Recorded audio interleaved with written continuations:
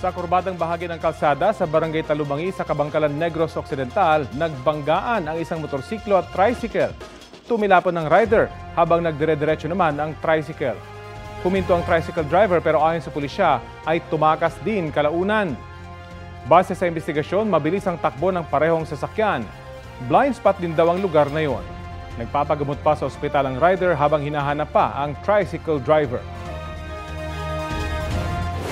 Ilan pang miyembro ng gabinete ang natanggal sa pwesto matapos tanggapin ni Pangulong Bongbong Marcos ang kanilang courtesy resignation. Balitang hatid ni Ivan Mayrina. Kasunod ng performance review matapos silang pagpasahin ng courtesy resignation sa Pangulo, ilang cabinet-level officials ang nalagas. Tinanggap ng Pangulo ang courtesy resignation sa Presidential Commission for the Urban Poor, Maynardo Sabili, Presidential Assistant for the Visayas, Terence Calatrava, Presidential Advisor on Muslim Affairs, Almarim C. Tila. Terminated naman si Menandro Espinelli, Presidential Advisor for Special Concerns. If you are asking for blood, there will still be blood. But, you know, we are still undertaking continuing performance evaluations even of those undersecretaries or those lower than the cabinet rank functionaries.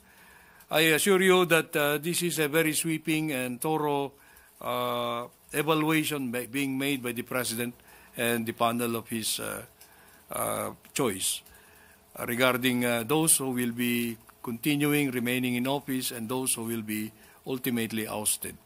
Mananatili naman sa pwesto ang ilang pinuno ng mga departamento, kabilang sina Agriculture Secretary Francisco Chu Laurel, Agrarian Reform Secretary Conrado Estrella at Education Secretary Sani Angara. Gayon din sina Labor Secretary Bienvenido Laguesba, Social Welfare and Development Secretary Rex Gatchalian at Health Secretary Ted Herbosa. Pati na sina Migrant Worker Secretary Hans Leo Cacdac, Science and Technology Secretary Renato Solidium, Tourism Secretary Maria Cristina Frasco. Lusot din sina Information and Communication Secretary Henry Aguda, Transportation Secretary Vince Dizon at Public Works and Highway Secretary Manuel Bonoan. Mananatili ding Chief Presidential Legal Counsel si Juan Ponce Enrile. Hindi rin tinanggap ang courtesy resignations ng ilan pang opisyal. All of them who have been retained, including myself, are expected to give fresh attention to the mandates and to give more performance. Itinalaga naman bilang bagong chairperson ng Securities and Exchange Commission si Attorney Francis Edralin Lim, kapalit ni Emilio Aquino, na matatapos ang termino sa June 5. Ivan Mayrina nagbabalita para sa GMA Integrated News. Ito ang GMA Regional TV News. Balita sa Visayas at Mindanao mula sa GMA Regional TV. Nilooban ang isang butika sa Mandawi, Cebu. Cecil, may natangay ba yung mga kawatan? Rafi, hindi gamot kundi cash na aabot sa 100,000 piso ang nakuha ng mga salarin. Ayon sa pulisya, galing yan sa kita ng butika. Sinibukan ding kunin ang pera sa ATM na nasa loob ng butika. Pero bigo ang mga salarin na buksan ang vault nito. Base sa investigasyon, 3 hanggang 5 tao ang sangkot sa krimen. Nakita sa loob ang malaking butas sa pader kung saan umano pumasok ang mga salarin. May mga narinig daw ang mga residente malapit sa lugar na nagpupukpok ng ilang araw doon. Pero hindi raw nila ito isinumbong. Hindi rin daw ito tiningnan ng caretaker ng gusali dahil pribadong lote ang katabi nito. May hawak ng CCTV footage ang pulisya pero patuloy pa silang kumakalap ng iba pang kuha para matunton ang mga nanloob. Natagpuang nakabaon sa lupa ang mga bangkay ng 3 lalaki sa Sharif Saidona Mustafa sa Maguindanao del Sur. Nakagapos at tadtad ng tama ng baril ang mga katawan nang madiskubre sa isang rubber plantation sa barangay Nabundas.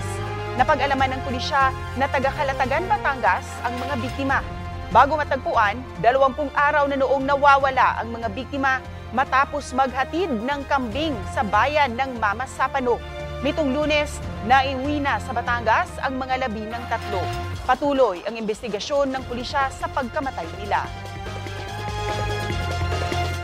May palibreng sakay ang LRT2 sa Araw ng Kalayaan. Batay po sa abiso ng LRTA sa GMA News Online, Libre ang sakay sa lahat ng istasyon ng LRT2 mula 7 a.m. hanggang 9 a.m. at mula 5 p.m. hanggang 7 p.m. sa June 12. Wala pa pong anunsyo ang LRT1 at MRT3 kung may libreng sakay din doon para sa ika-100 at 27 Independence Day. Ito na ang mabibilis na balita. Arestado sa buy-bust operation ang 2 lalaki dahil sa pagbebenta ng baril sa Barangay Tonsuya sa Malabon. Nasabat sa mga suspect ang kalibre 38 na baril na naglalaman ng mga bala. Paliwanag ng isa sa kanila na gawa niya ang krimen dahil sa labis na pangangailangan. Walang pahayag ang isa pang naaresto na nakapagpiyansa na. Naharap sila sa reklamong paglabag sa Comprehensive Firearms and Ammunition Regulation Act at paglabag sa COMELEC gun ban. Tukoy na ng mga otoridad ang rider na nahulikam na kinakaladkad ang isang aso habang nakatali sa motorsiklo sa Calasiao, Pangasinan. Nahanap nila ang lalaking senior citizen sa Dagupan City. Inamin ng lalaki na siya ang nakuhanan sa video. Paliwanag niya, alaga niya ang aso at hindi naman niya intensyon na saktan ito. Kinarga niya rin daw ang aso matapos may nagsabi sa kanyang nakakaladkad na ito. Buhay raw ang aso at nagtamo ng kaunting sugat. Ipinagamot na rin daw niya ito at nasa maayos na ang kalagayan. Ayon sa Municipal Veterinarian, nasa kustodiya pa umano ng rider ang alagang aso at ipinaliwanag na rin sa kanya ang mga posibleng kaharaping reklamo. Hindi raw viable o praktikal sa ngayon ang lagay ng Public Transport Modernization Program ayon mismo kay Transportation Secretary Vince Dizon. Dahil po yan sa hindi mabayarang utang hanggang ngayon ng mga nagpa-consolidate na operator at driver. Hindi na rin daw nagpapautang ang mga bangko dahil sa dami nito. Sa kabila nito, tuloy pa rin po ang programa, sabi ni Dizon. Tutulungan daw nila ang mga kooperatibang makapagpabayad o makabayad. Makikiusap rin anya ang pamahalaan sa mga bangko para magpautang muli.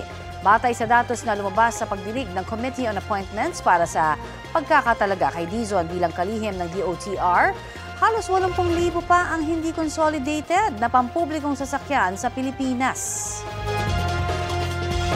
Mainit-init na balita, nagpositibo sa iligal na droga ang driver ng truck na nang-araro ng 5 sasakyan sa Batasan San Mateo Road sa Quezon City noong nakaraang Miyerkules.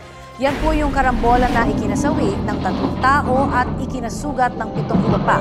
Matapos tumagilid ang truck, paliwanag noon ng driver, humina raw ang preno ng truck. Batay sa resulta ng kanyang drug test sa Quezon City Police District Forensic Unit, positibo siya sa shabu. Negatibo naman siya sa alcohol breath analyzer test ng Land Transportation Office. Nang inspeksyonin ang minamaneho niyang truck, walang nakitang iligal na droga o anumang drug paraphernalia. Kasunod ng resulta ng drug test, sasampahan na rin siya ng reklamong paglabag sa Anti-Drug, Drunk and Drug Driving Act of 2013. Wala pa siyang pahayag kaugnay ng drug test.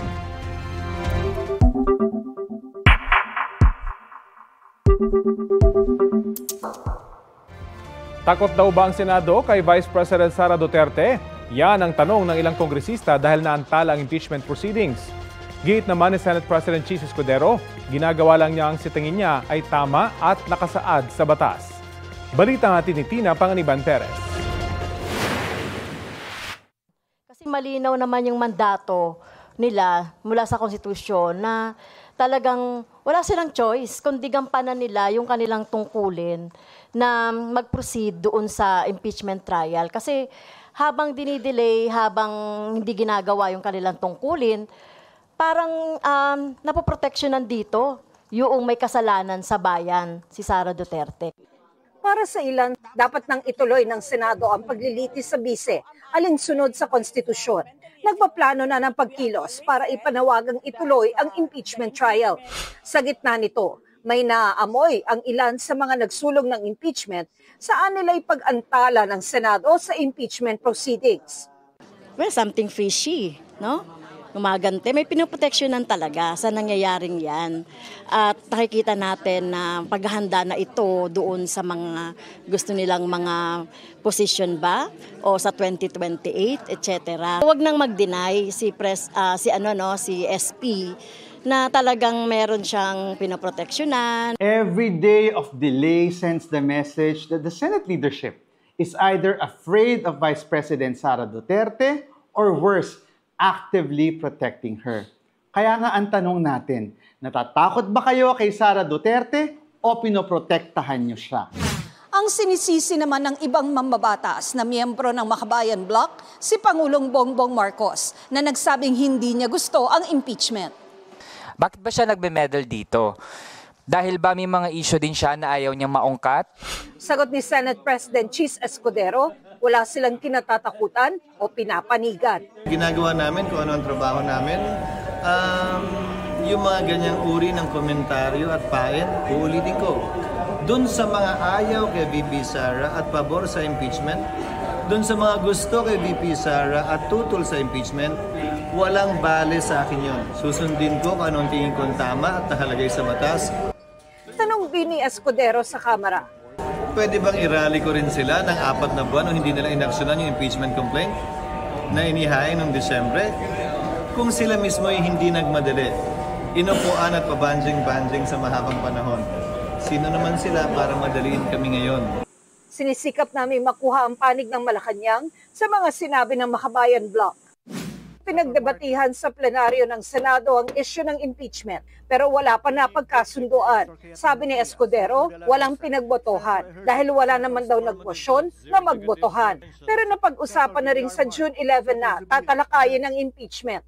Nagbabala naman si Senador Alan Peter Cayetano sa paggamit ng botohan para pigilan ang proseso ng impeachment. Kung kailangan pagbotohan yung pag-convene ng Senate impeachment kahit na isa constitutional mandate ng Senate. Kung a simple majority. Pagka constitutional mandate, gagawin mo lang.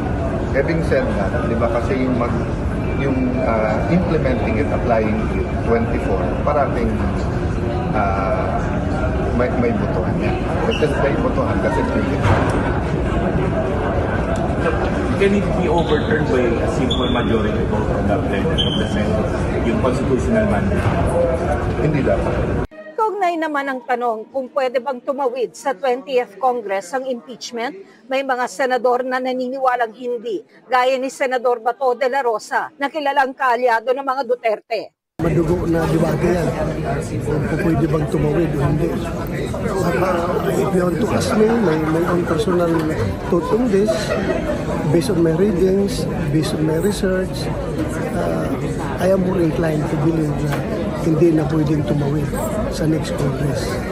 Ayon kay Senate Minority Leader Coco Pimentel, pwedeng iakyat sa Korte Suprema ang issue, pero hindi pa sa ngayon dahil premature pa.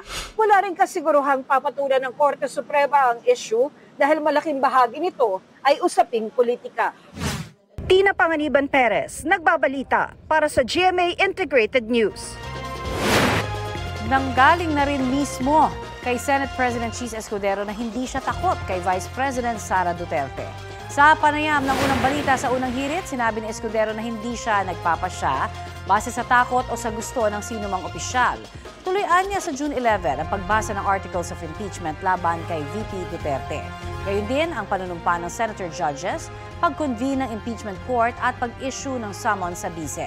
Pagbobotohan din daw nilang mga senador kung may tatawid pa sa susunod na Kongreso ang impeachment trial. Muling iginiit ni Escudero na hindi sila po pwedeng madaliin at utusan ng Kamara, lalo't ilang buwan din niyang nakatenga ang impeachment complaints bago ipinadala sa Senado. Hindi kami utusan ng Kamara, hindi ako sumusunod dahil gusto lamang ng Speaker ng Kamara na ma-impeach ang ikalawang Pangulo. Gagawin namin ang aming trabaho ayon sa batas, ayon sa pananaw ng Senado, nang hindi sunod-sunuran lamang sa gusto ng isang tao o ng kabilang kamara.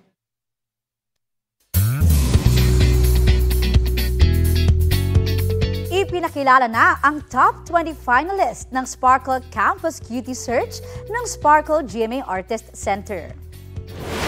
Oozing with charm at appeal ang finalists na mula sa daan-daang nag-audition sa iba't ibang colleges and universities. Yan ay para sa titulong Ultimate Campus Heartthrob.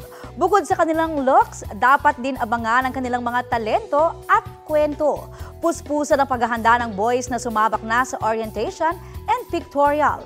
Sumailalim na rin sila sa isang buwang training para hasain ang kanilang acting, singing, dancing, and communication skills. Abangan ang final showdown this June. Ang mga magwawagi ay magkakaroon ng management contract with Sparkle para mas ma-develop as next Kapuso leading man. Ang Sparkle Campus Cutie Search ay mapapanood sa online platforms ng Sparkle GMA Artist Center. Mga mare at pare, Happy Pride Month mula kay Reyna Michelle D. Sa Instagram, pogi na, maganda pa o poganda si MMD sa kanyang short hair pictures. May kasamang caption na pride flag at flaming heart emojis.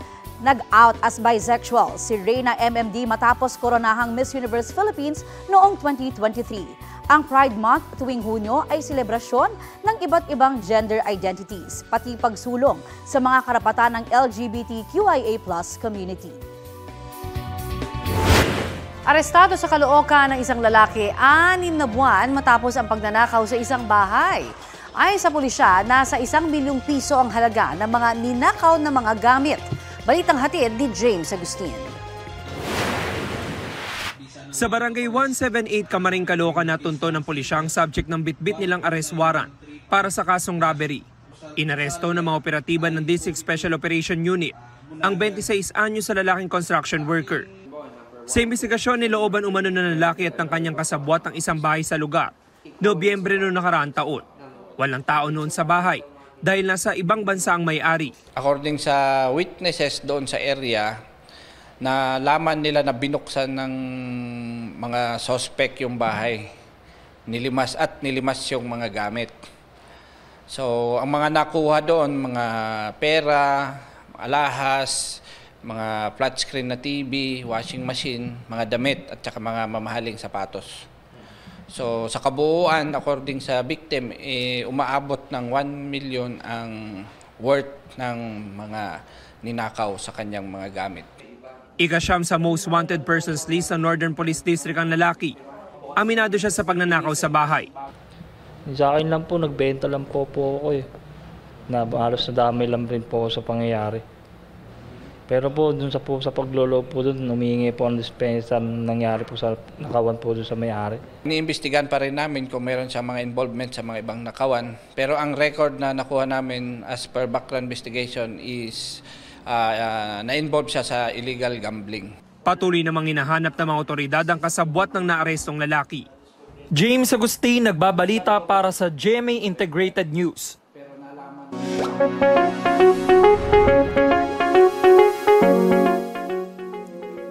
Dagsa sa ilang ospital sa Metro Manila ang mga nagpapabakuna kontra rabies dahil nakamamatay ang sakit na yan. Sabi ng Caloocan City Health Office, mahigit 200 kada araw ang nagpapabakuna kontra rabies sa 8 animal bite and treatment center sa lungsod. Dahil dyan, paubos na po ang supply ng rabies vaccine. Priority sa ngayon ang mga naturukan na at kailangang makumpleto ang doses. Sa San Lazaro Hospital sa Maynila, ilang araw na ring mahaba ang pila ng mga gustong magpa-rabies vaccine. Pinakamarami raw ang nasa 4,000 tao na pumila nitong Lunes. Isinusulong din sa pagdinig ng Senate Committee on Health and Demography na palawakin ang rabies vaccine coverage ng PhilHealth. Ay kay Committee Chairman Senador Bongo, maraming hindi nakakapagpabakuna kontra rabies dahil masyado itong mahal. Sinisikap ang kunin ang pahayag ng PhilHealth kaugnay niyan. Sa ngayon, 5,850 pesos ang sasagutin ng PhilHealth sa pagpapabakuna ng mga nakagat ng hayop. Para magkaroon ng maayos na pag-uusap tungkol sa issue sa West Philippine Sea, malaking tiwala ang kailangang buuin ng China ayon kay Defense Secretary Gilbert Chodoro. China has a lot of trust building to do to be an effective negotiating partner in dispute settlement. We have to call a spade a spade. China says that it has peaceful intentions. Why does it continue to deny the Philippines its rightful provenance. Dagdag ni Teodoro, habang nagsasalita sa Shangri-La Dialogue sa Singapore nitong linggo, ikinukubli ng China bilang mga tanong ang kanilang propaganda tungkol sa sitwasyon sa rehiyon. Wala raw bansa ang pumanig sa China kaugnay sa binuo nilang 9-dash line at wala rin daw kumundina sa Pilipinas sa kanilang paglaban sa mga ginagawa ng China. Sagot ng Chinese Foreign Ministry, nagpapakalat ng peking impormasyon ng Pilipinas pati ang mga kaalyado nitong bansa sa nasabing pagtitipon. Hindi raw aatras ang China sa pagtatanggol sa kanilang territorial sovereignty at maritime rights. Nanawagan sila sa Amerika at mga kaalyado nito na tigilan ang pagbuo ng anilay exclusive mini-groups para manira at ibahin umano ang katotohanan. Nilinaw ng Philippine National Police na hindi kompetisyon ang direktiba ni PNP Chief Nicolas Torre III na paramihan ng mga arestong sospek sa kampanya kontra droga, kundi panawagan para sa mabilis, mahusay at makatarungang pagpapatupad ng batas. Sagot ito sa pangamba ng Commission on Human Rights na posible raw maabuso ang sistema para lang maabot ng mga pulis ang kailangang numero ng maaaresto. Sabi pa ng PNP, lahat ng operasyon nila ay naayon sa batas at due process. Una nang tiniyak ni Torre na walang malalabag na human rights sa kanyang utos. Pwede rin daw magreklamo ang mga maaresto kung sa tingin nila ay nalabag ang kanilang karapatan. Ito ang GMA Regional TV News. Tumaob ang isang pump boat sa Tambulig, Zamboanga del Sur na may sakay na 13 magkakaanak. 4 sa kanila ang nasawi. Dead on arrival sa ospital ang 2 babae. Ang 2 batang lalaki naman natagpuang patay sa search and rescue operations. Samantala, nagpapagaling mula sa mga tinamong sugat ang 9 na kasama nilang nailigtas. Ayon sa pulisya, nagkaaberya ang makina ng pump boat. Sumabay pa raw ang malalaking alon kaya tumaob ang bangka. Patay ang isang lalaki matapos na makuryente sa Balungaw dito sa Pangasinan. Ayon sa pulisya, nangyari yan sa pinagtatrabuhang manukan ng lalaki na 33 anyos. Kwento ng kanyang mga katrabaho na kuryente siya habang sinusubukang abutin ang kable ng isang bentilador. Wala pang pahayag ang pamilya ng lalaki at ang may-ari ng manukan.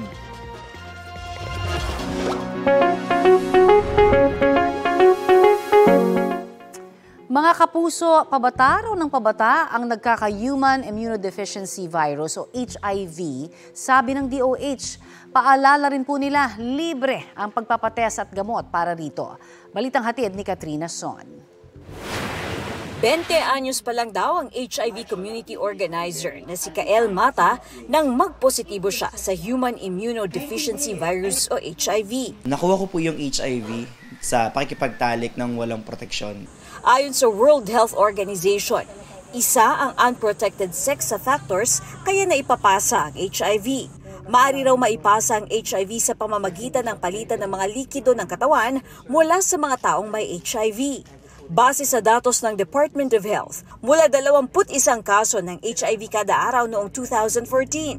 Dumoble ito sa 48 bagong kaso kada araw noong nakarang taon. Sa datos natin, tayo na ang pinakamataas na new cases dito sa Western Pacific region. At ang nakakaalarma ayon sa DOH, pabata ng pabata ang nagpupositibo sa naturang sakit. 500% daw ang itinaas ng mga kaso ng HIV sa mga edad 15 hanggang 25. Pinakabatang naitalang Pilipino na nagpositibo, 12 taong gulang mula sa Palawan. Isa sa tinitingnang dahilan ng pagdami ng HIV cases sa mga kabataan ay ang social media dating apps at chat rooms dahil pinadadali raw nito ang pakikipag-meet up para sa sex. Pero giit ni Kael, hindi ang mga ito ang problema, kundi access ng kabataan sa proteksyon tulad ng kondom. If they go to health center, they ask, pwede ba makingi ng kondom? Ang sagot sa kanila, saan mo gagamitin? Bakit mo kailangan? Dahil sa paglobo ng mga kaso, pinag-aaralan ng DOH na ideklarang public health emergency ang HIV. Maganda magkaroon tayo ng public health emergency, national emergency for HIV dahil magtutulong-tulong ang buong lipunan. Pag ito ay na-declare as a national emergency, I think mauobliga na yung mga LGUs na gumawa ng mas komprehensibong programa. Ayon sa DOH, bukas ang testing kahit sa menor de edad na walang parental consent. Libre ito pati ang antiretroviral na gamot. HIV is not a death sentence. Hinahawig nga namin yan parang high blood is at the end of your life. No, it's not. You just have to take maintenance. PhilHealth even has an HIV package. Maaari rin daw tingnan ang QR code na ito para sa directory ng mga HIV treatment hubs at testing facilities sa buong bansa. Pwede ring magtanong sa mga health centers at mga pampublikong ospital. Meron din sa mga pribadong ospital at non-government organization. Bukod sa kondom, may mga bagong gamot na rin tulad ng PrEP o pre-exposure prophylaxis na iniinom para pigilan ang HIV kung nakikipagtalik ng walang proteksyon. Katrina Son, nagbabalita para sa GMA Integrated News. Abiso po sa lagay ng panahon ngayong Miyerkules, may thunderstorm advisory po ang Pag-asa sa Bataan, Tarlac, Pampanga, Nueva Ecija, Bulacan, Quezon at bahagi ng Zambales. Valid po ang abisong yan hanggang 12:24 ngayong tanghali. May thunderstorm watch din po sa Metro Manila, Bulacan, Rizal, Laguna at sa Cavite. Asahan pong may mga mabubuong thunderstorm o dagliang malalakas na ulan hanggang 10 p.m. Ingat po mga kapuso! Para mapabilis ang napakahabang pila ng mga pasero sa NAIA, sinabi ni Pangulong Bongbong Marcos na magkakaroon na ng facial recognition technology sa paliparan. Ayon sa Pangulo, hindi na kailangang ilabas ang passport at iba pang dokumento kapag meron ng facial recognition technology. Target daw maipatupad ang facial recognition technology sa NAIA sa loob ng 6 na buwan. Ini-inspeksyon din ng Pangulo ang iba pang pasilidad sa NAIA tulad ng OFW Lounge at nakalaang paradahan para sa mga magbubook ng Transport Network Vehicle Service o TNVS. Patuloy raw na pinagaganda ang NAIA para makasabay sa ibang paliparan sa mundo.